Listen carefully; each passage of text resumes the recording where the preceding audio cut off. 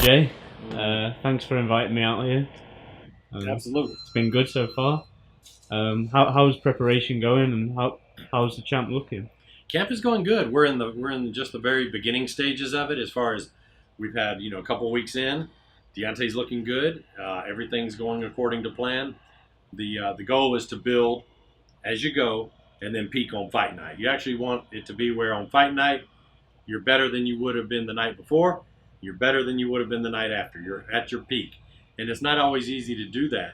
But with Deontay, I know him. He knows me so well that together we'll get there. Yeah, and I've been with the sparring mates. You got Robert, you got Mike, and you got Craig. Obviously, sometimes sparring's just to keep the fitness up, but also try and mimic the opponent. So what do each of them give to try and replicate what Tyson Fury's going to do? Well, right now it's more about getting in the flow, getting in the groove of sparring, getting your body used to the rigors of training, which Deontay's always in shape, so that's not an issue. But he doesn't always have sparring year round because there's just no way to do that. So this is really good. We got 3 guys in to share the work. They're all top level guys. They're all very good at what they do, and so we feel good about the work they're doing, and we're just going to continue building from there. And it's quite impressive gym you built here. How did you start? Well, we were actually in '97.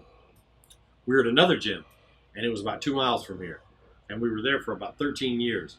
And then the guy was expanding his business that owned the building, and so we had to move.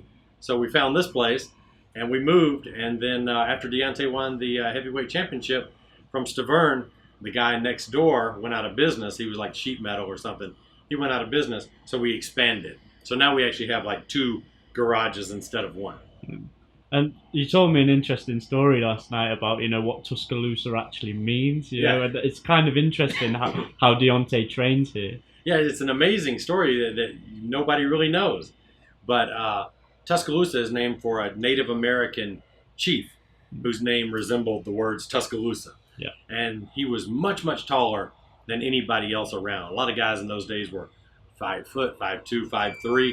And this chief, by most accounts, was anywhere from 6'4" to 7 feet tall, depending on what account. Now, you're talking about the mid-1500s, right? So his name was Tuscaloosa, and it translates into Black Warrior. And so the river that runs right through Tuscaloosa is called the Black Warrior River. This river is not even a quarter of a mile from this gym. So we've got the heavyweight champion of the world, Deontay Wilder, who's a very, very tall guy, taller than most of his peers, heavyweight champion of the world, right here in the town named after Tuscaloosa, the chief, the Black Warrior. When did you first meet Deontay? On his first day in the gym. It was going to be, that would have been late 2005 that I first met Deontay, and he just walked in the gym as a kid that wanted to learn to box. He was very tall, skinny, 190 or so pounds. I don't know how that translates for the British system of what the stones and all that, but he would have been 91 or less kilograms. Yeah. Or whatever you guys measure with. And you obviously worked to a good level because you got Deontay to the Olympics. Well, he put the work in. That's the thing about it. Everybody seems to have a notion that Deontay fell out of the sky and was this phenom that was just knocking people out. And to an extent, there is some truth to that because nobody knew him in USA Boxing. He wasn't on any of their lists. He wasn't in any of their camps. We were just doing things here. We actually had to research to find out how does one make the Olympics. Yeah. What tournaments does he have to enter? And he just, every step of the way, he kept knocking everybody out. But the point is, he really did the work. He put the work in to get to that point. To make the Olympic team in less than 2 years after your first day in a boxing gym is amazing. And just a quick point on the Olympics, it's in danger of getting thrown out. I just wanted to get your thoughts on that. Well, I think boxing should stay in the Olympics. It's a fantastic sport. The development of the kids is essential. I'm hopeful that it stays. I don't know why it wouldn't. Boxing is not only a United States sport, so there's some kind of a thinking that says, oh, if the U.S. isn't doing well, they're gonna take the sport away. I'm hopeful that the U.S. stays with a boxing team, and I'm hopeful that that team stays in the Olympics because it's good all the way around. And going towards the fight now, Tyson Fury, very awkward, but he hasn't been out the ring 2 years. How have you got to adapt to, what can you expect from Tyson Fury on the night, do you think? Well, we're expecting the best Tyson Fury. I'll tell you, the thing about Tyson Fury is he's awkward. And that's the most difficult thing to prepare for, because when you're awkward, you're very unique in what you do. Finding anyone to mimic that is difficult. We know this because Deontay is equally awkward. So you've got the two of the most athletic, awkward heavyweights that are going to be squaring up against each other. And Tyson Fury brings a lot to the table, and preparing for him is a great challenge. But I know that we're up to the challenge, and I know that Deontay is up to the challenge. And if you'll hold the camera right there, I want to show you something. Yep. All right, don't move the camera. All right. We had these made up. Our good friend Chris Bates had these made up. Yeah. And what this is the Tyson Fury that we're preparing for. Yeah. Any talk about him being inactive, any talk about him going through mental or physical problems in his layoff, all that is rubbish. We are geared up for this Tyson Fury, the best Tyson Fury there ever was. We're gearing up for that guy. That's the guy we're preparing day in and day out for. And we had these made up so that everyone on the team would know and would take this totally serious, that this is the guy, the lineal champion, the guy that's undefeated, the guy that's beaten everybody, hasn't lost a fight in who knows how long. This is the guy we're preparing for. Anybody wants to say anything about anybody else, they're talking about somebody else. Tyson Fury's been inactive. He's fought twice since Deontay last fought, right? Yeah. So how is he the inactive guy? Mm-hmm. So anyway, we're preparing for the best Tyson Fury. We're looking forward to it. So, is there any distractions this time, or no? And last time was there's no excuses in this sport and no excuses in this camp. Nobody wants to hear it. I don't want to hear it. Deontay doesn't want to hear it. Nobody wants to hear it. Truth is, Deontay went through a lot. It was just like a storm. It was like every day there was something else that was going on that to a lesser man would have been a catastrophic thing. Very, very distracting camp. We didn't get in the camp that we wanted to get in, and then Deontay, having some illness the week before the fight. He was well by fight week, but he didn't have his strength back entirely. So he was probably 72 to 76% fighting a monster like Luis Ortiz. And this is a guy that nobody wanted to fight, but that Deontay had called out. This camp has been fantastic. The distractions have been zero. We're really excited about how this camp is going, because we know we're fighting a guy like Tyson Fury, and you need to have the right kind of camp to fight a guy like that, and that's what we're doing. Is it a nice change for Deontay that he's not selling the fight himself? He's got somebody to work with. Yeah, isn't that great? I tell you, that's actually a wonderful point, Nate, that nobody's really brought up. Deontay has typically had to be the one to carry the ball, and that's a wonderful thing because it gave him a lot of practice.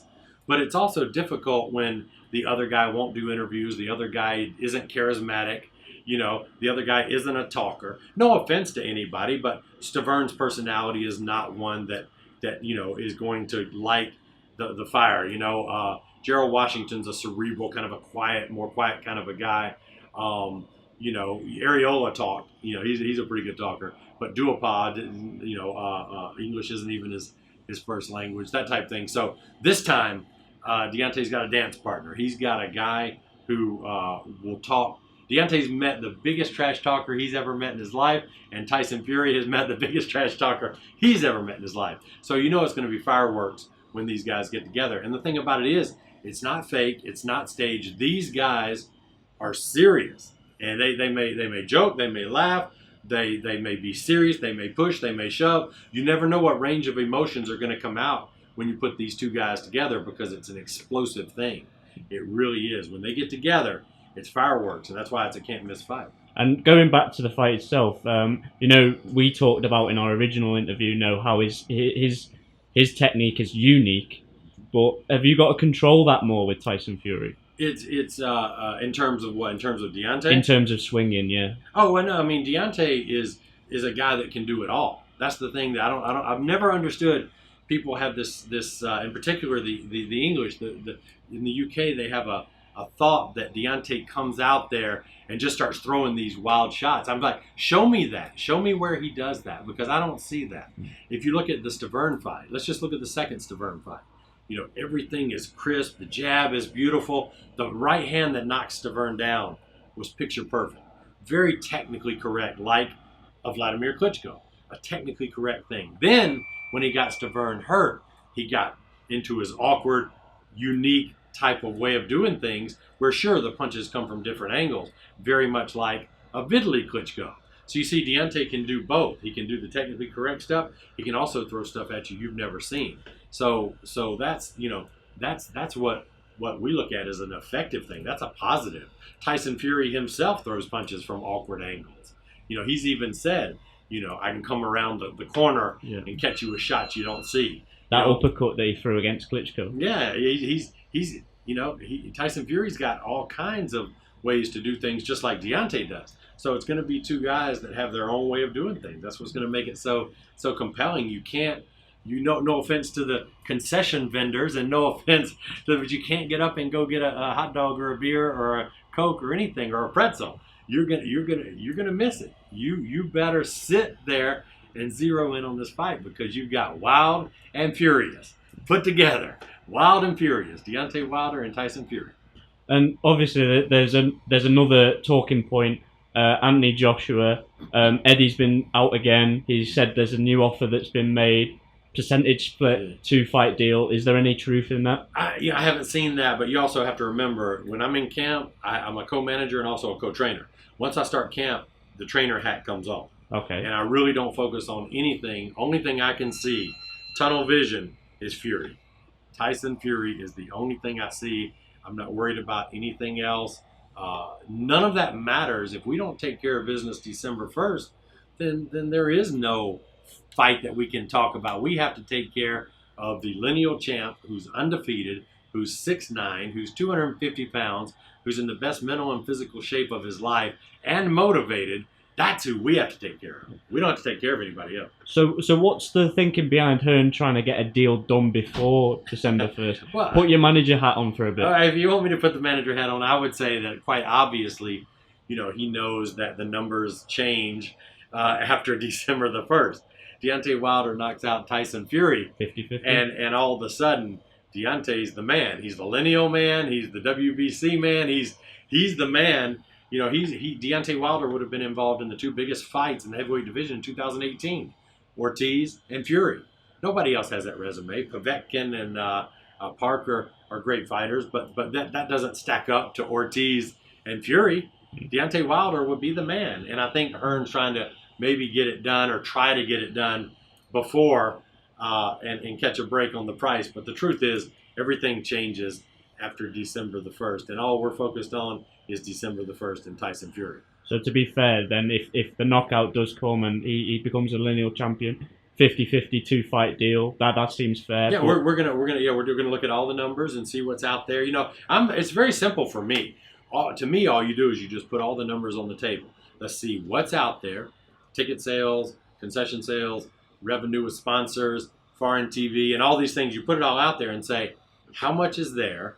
What's the whole process? What's the promotion going to cost, etc. And then the numbers will be right there for you. You'll be able to see kind of where the numbers line up. And just to finish off, another personal question. I noticed you had a key to the city, a key to Coffeyville. Yeah. When did you get that? Yeah, I got that. A few years ago, because we opened a free gym in there. And for people who don't know, Coffeyville, Alabama is a place that I've got a place there. I got a home there.